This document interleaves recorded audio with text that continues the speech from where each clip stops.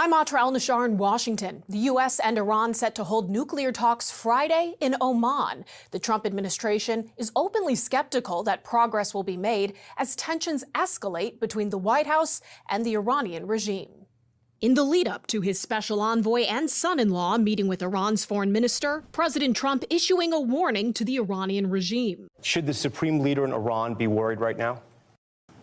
I would say he should be very worried, yeah. He should be.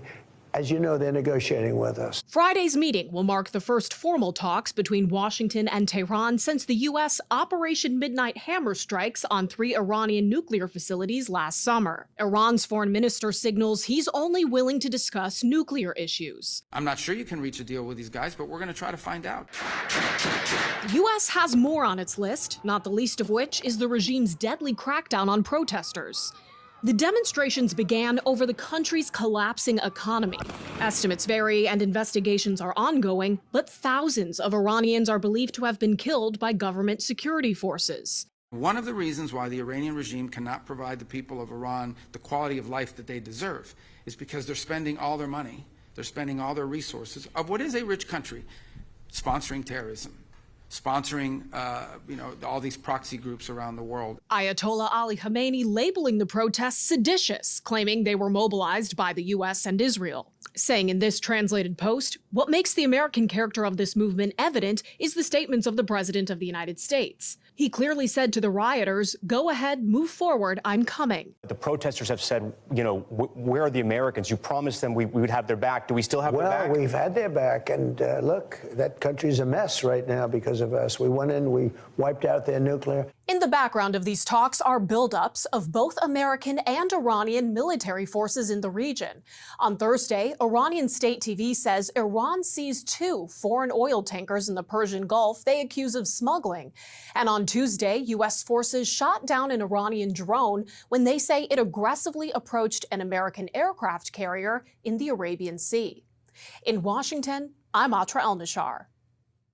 Tense negotiations with Iran as the Ayatollah shows new signs of desperation to hold on to power. We are tracking the latest information out of those meetings that just wrapped up after weeks of military buildup there in the Middle East. And thanks for joining us. I'm Jan Jeffcoat.